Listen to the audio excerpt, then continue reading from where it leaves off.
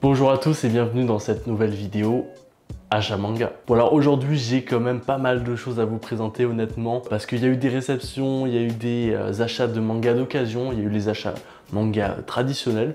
Mais oui, j'ai eu quand même pas mal de mangas ce mois-ci, donc bah, ça fait plaisir déjà. Puis ben ça va faire quand même beaucoup de choses à vous présenter, donc on va pas perdre de temps. Juste te rappeler que si tu n'es pas abonné à ma chaîne YouTube, n'hésite pas à t'abonner tout simplement, ça va me faire super plaisir et ça va te permettre de ne pas louper mes prochaines vidéos qui seront quand même assez sympathiques, donc bah, n'hésite pas à t'abonner, ce serait quand même cool. Allez, on va passer directement aux réceptions et on va parler des réceptions de Pika édition, donc déjà avec le tome 3 de Blue Lock, donc je suis très content de l'avoir parce que au Québec, à Montréal, il n'est toujours pas sorti, donc je l'ai un peu en exclusivité, donc ça me fait super plaisir. Donc bah, merci Pika de me l'avoir envoyé, je l'avais même pas demandé, ils me l'ont envoyé, donc c'est plutôt cool, merci à eux. Par contre, je leur avais demandé s'ils pouvaient m'envoyer les mangas d'un manga qui m'intéresse beaucoup chez eux. Je leur ai dit que c'était probablement pour faire une petite vidéo marathon assez intéressante. Je leur ai demandé simplement de m'envoyer des tomes de Eden Zero et ils m'ont envoyé 6 tomes de Eden Zero, donc le tome 6, 7, 8, le 11 et le 12. Donc bon, j'aurais bien aimé qu'ils m'envoient les premiers tomes, mais franchement, on va pas se plaindre, C'est très cool. Donc il m'a envoyé ces tomes là, j'ai très hâte de commenter Eden Zero. Si hâte que bah, y a une occasion qui s'est présentée à moi, quelqu'un a vendu les 5 premiers tomes de Eden Zero en occasion, je les ai eu à moitié prix, donc ça fait vraiment très plaisir parce que c'est les tomes qu'il me fallait en fait. C'est vraiment les tomes qu'il me fallait pour débuter. Donc là, j'ai du tome 1 au tome... Donc présentement, j'ai du tome 1 au tome 8. Il me restera à acheter le 9 et le 10. Et puis ensuite, les mangas qu'il y a au-dessus du tome 12. Donc ça avait quand même pas mal de mangas à acheter. Donc ouais, là, j'ai une grosse partie de la série Eden Zero, une majeure partie, on peut le dire. Et comme je vous l'ai dit, je vais sûrement faire un marathon. Donc un marathon à ma manière. Je pense que je vais lire l'intégralité des mangas sortis à ce jour de Eden Zero durant une journée. Vous faire un petit vlog comme ça. Je pense que ça va être quelque chose où on va bouger un petit peu au niveau de mon appartement. On va aller à droite, à gauche parce que je vais pas lire tout d'une traite d'ici parce que je pense que je vais mourir si je fais ça. Donc voilà, je pense qu'il faut que je me bloque une journée pour faire ça. Donc je vais voir s'il y a une journée d'un week-end qui se débloque pour faire cette vidéo qui, je pense, va être très cool. Donc voilà, si tu veux pas la louper, tu sais quoi faire. Puis c'est pas tout, Pika Édition m'ont régalé au premier sens du terme parce qu'ils m'ont envoyé de la nourriture, un colis avec des petits trucs japonais, avec un petit bol vraiment très classe, avec des petites nouilles, des mochis. J'ai jamais goûté de mochi de ma vie, donc ça va être la première fois. Donc c'est tout ça. Donc pourquoi ils vont envoyer ça? Tout simplement parce qu'ils lancent leur chaîne Twitch, les gars. Pika arrive sur Twitch, donc ça fait très plaisir. Moi honnêtement, j'adore voir tout ce qui est backstage des maisons d'édition, donc voir un petit peu tout le côté professionnel, comment les titres sont édités, avoir des petites anecdotes sur certains titres et même savoir vers quoi la maison d'édition s'aligne, vers ses objectifs, etc. Et en fait, avec leur chaîne Twitch, Pika va nous présenter chaque fois les mangas qui sont en cours de parution. Il y a des intervenants aussi, il y a d'autres créateurs de contenu aussi qui viennent prendre la parole, donc ça fait vraiment un petit contenu assez intéressant. Je vous mettrai la rediffusion du live en description évidemment. Voilà, ils m'ont même envoyé un petit t-shirt, donc le live et même toute la direction graphique du live a été faite par un youtubeur, Luchisco, donc c'est vraiment très stylé. Autre réception manga, les 6 premiers tomes de Beastars.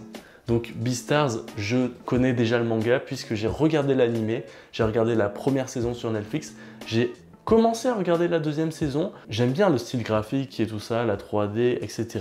Mais je pense que je vais plus kiffer la série en manga. C'est pour ça que j'ai arrêté mon visionnement de la saison 2 parce que je me suis dit que bon, je veux lire ce manga, je veux découvrir ce manga comme l'auteur l'a pensé. Donc c'est une autrice qui a écrit ce manga et qui l'a dessiné. Donc je suis très content que Kiyun m'ait envoyé les 3 premiers tomes. Honnêtement, vous régalez Kiyun, merci beaucoup. Et donc ouais, j'ai hâte de commencer à lire ce manga. Plein de possibilités en termes de format de vidéo, manga analyse, lecture manga traditionnelle, ou marathon, je sais pas encore ce que je vais faire. Allez, dernière réception manga, Mangetsu m'a envoyé le tome unique, puisque c'est un one-shot, de Sensor, écrit et dessiné par Junji Ito. Alors c'est particulier parce que j'ai reçu ce manga alors que le Tomie n'était toujours pas sorti au Québec. Là, il est sorti cette semaine, donc c'est plutôt drôle. J'avais le tome de Sensor alors que le Tomie était introuvable au Canada, donc vraiment, je me sens assez chanceux quand même de l'avoir entre mes mains. J'en ai même pas profité pour le lire, honnêtement je l'ai toujours pas lu puisque j'ai des projets autour de ces mangas, donc j'attends juste le bon moment pour les lire. Mais ouais, merci Mangetsu de m'avoir envoyé ce tome là parce que c'est vraiment un très beau projet de rééditer du Junji Ito et de éditer même, parce que ça c'est un manga assez récent je crois de l'auteur. Donc ouais, non, très cool d'éditer du Junji Ito, et en plus le projet de la collection avec les tranches de la même couleur, avec les personnages qui vont revenir, des dorures. Bref, j'adore le projet d'édition de la collection de Junji Ito faite par Mangetsu, donc très content d'avoir le premier manga de cette édition, enfin d'avoir mon premier manga de cette édition. Je me suis déjà commandé Tomie qui est arrivé genre cette semaine, je vous l'ai déjà dit. Donc voilà, tu le verras en principe dans la prochaine achat manga, il y aura du Tomie. Allez, maintenant on va passer aux achats et on va encore parler de Mangetsu. Donc j'ai pris le one shot, le mandala de feu et le tome 1 et le tome 2 de Shiruran. Donc bon, on va commencer par le mandala de feu, c'est un one shot. Honnêtement, si tu aimes l'histoire, si tu aimes les artistes, si tu aimes aussi les bonnes histoires bien racontées et bien dessinées, c'est un très bon one shot honnêtement. Je vais en parler plus précisément peut-être sur YouTube.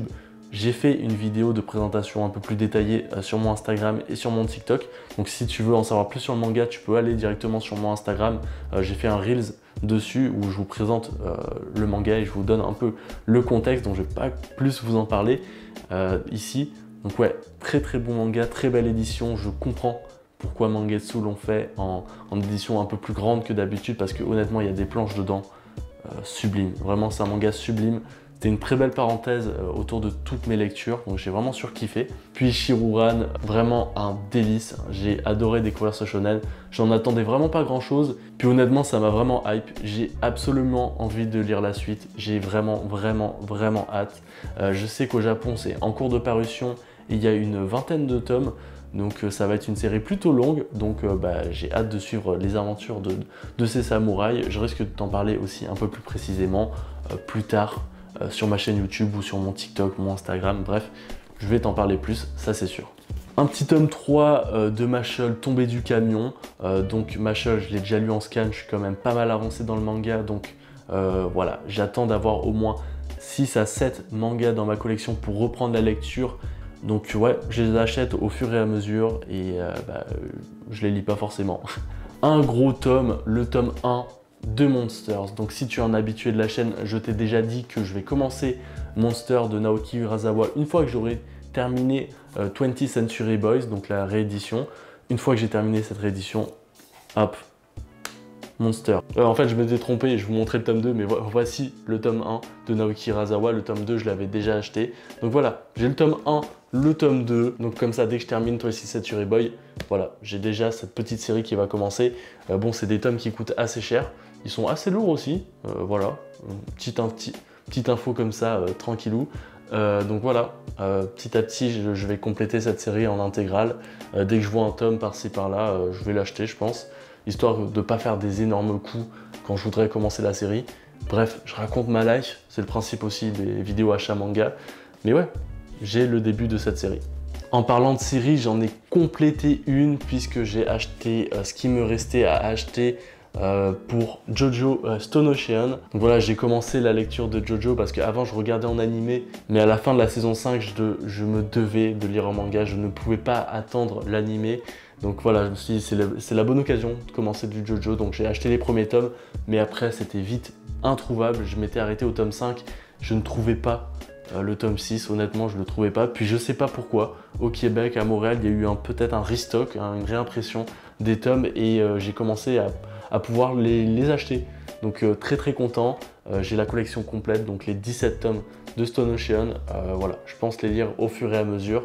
Et peut-être que je vous en parlerai sur YouTube, mais je sais pas, je sais pas si ça vaut vraiment le coup d'en parler, en tout cas en détail de cette série. mais pour moi c'est un réel kiff. Donc là j'ai lu les 6 premiers tomes, il me reste 11 tomes à lire et c'est un plaisir. Et pour fêter le fait que j'ai complété cette série, je me suis offert aussi le tome 1 de Steel Ball Run, donc qui est la partie suivante de Stone Ocean. Donc voilà, je l'ai acheté pour le fun, je l'ai vu et je me suis dit bon vas-y, pour fêter le fait que tu as acheté toute la série, hop, prends-toi le tome 1 de la série suivante, voilà, pour kiffer. Ensuite, il y a eu de l'achat d'occasion, donc j'ai trouvé le tome 1 et le tome 2 de Demon Slayer. Donc ouais, je sais, je commence un petit peu en retard Demon Slayer, mais j'ai regardé l'animé, j'ai regardé le film, c'est un manga qui me plaît. C'est pas non plus un manga qui va me transcender, mais je kiffe vraiment ma lecture. Je kiffais vraiment l'animé, mais je me suis dit, bon allez, commence le manga, comme ça tu seras à jour. Et là, pourquoi pas, si le marathon de Eden Zero vous plaît, pourquoi pas faire une vidéo où je lis l'intégrale de Demon Slayer. Donc j'attends que le tome 21 ou le tome 23, qui est le dernier tome de Demon Slayer, sorte en France pour faire une vidéo défi où je lis l'intégralité de Demon Slayer en moins de 24 heures. Donc si le projet vous intéresse, n'hésite pas à me dire ça en commentaire. Donc ça va prendre du temps, hein, faut juste attendre que tous les tomes sortent en France. Mais je pense attendre d'acheter tous les tomes, avoir les 23 tomes et faire une vidéo marathon où vraiment je fais que ça de la journée, je lis du Demon Slayer de A à Z. Donc voilà, si vous kiffez l'expérience Eden Zero, peut-être que je ferai ce format là. Donc ouais, comme je t'ai dit, j'avais les 2 tomes d'occasion, donc ils m'ont coûté 5 $, donc l'équivalent de 3 € environ. Et hop, j'ai pris le tome 3 et le tome 4 en neuf parce que je les ai vus et je me suis dit bon bah vas-y, hein, commence la série, bref. Hein. Ouais, est-ce que j'essaie de justifier un achat compulsif? Oui, totalement. C'était totalement compulsif en sachant que je vais pas les lire tout de suite. Mais bref, petit à petit, je pense compléter la série pour faire la grosse vidéo où je découvre l'intégrale de Demon Slayer de A à Z. Ça va prendre du temps. Autre manga d'occasion, par la même vendeuse, elle vendait ce tome-là, donc Le signe des rêves de Naoki Urasawa. Je ne connais absolument rien de ce manga. C'est du Naoki Urasawa, donc je fais confiance. En plus, il y a une image du Louvre et tout ça, donc j'imagine que ça se passe à Paris. Je n'ai pas lu de synopsis, je vous dis, je ne sais rien du tout de ce manga, ça se trouve c'est nul. Mais bref, je l'ai payé 3 €, donc franchement, 3 € pour un aussi gros tome de Naoki Urasawa, je pense que j'ai fait une bonne affaire quoi qu'il arrive. Aussi, j'ai acheté le tome qui me permet un peu de me débloquer, donc le tome 3 de The Killer Inside. Dans ma précédente vidéo d'achat manga, j'avais acheté le tome 4 et le tome 5 et je ne trouvais pas le tome 3, donc voilà, j'avais hâte de le recevoir. Je l'ai commandé, je l'ai reçu, hop, je vais pouvoir me débloquer et j'ai au moins 3 tomes à lire de The Killer Inside, ce qui est une très bonne nouvelle parce que j'aime beaucoup la série. Hop, 2 tomes de série en cours, Sengo le tome 6 et Shai le tome 4. Alors pour Sengo, c'est un des premiers mangas que je t'ai présenté sur la chaîne. Je me suis arrêté en termes de lecture, je crois que je suis au tome 3, donc là c'est le tome 6, bon, faudrait peut-être que je commence à reprendre la lecture. Bref, c'est une très belle édition qui est un petit peu chère, je trouve que ça rend peut-être le manga un peu moins accessible, alors que c'est un très bon manga. Donc voilà, si tu veux en savoir plus, n'hésite pas à aller voir ma vidéo. Et en ce qui concerne Shai aussi, je vous l'ai présenté dans une de mes vidéos, et je vous ai aussi dit dans une vidéo lecture manga ou achat manga que je perdais un petit peu d'intérêt pour le manga. Je sais pas, le tome 3 m'a vraiment ennuyé, je ne comprenais rien à ce qui se passait, même ça me passionnait pas tant que ça. Donc pour moi, ce tome 4 est un tome de test. Si je regagne en intérêt, je continue le manga, mais si franchement j'ai le même sentiment que pour le tome 3, je pense l'arrêter et voilà, tant pis, j'aurais essayé. Bref, rendez-vous dans la vidéo lecture manga, la prochaine vidéo lecture manga, et je vous dirai tout simplement si je continue ou pas le manga.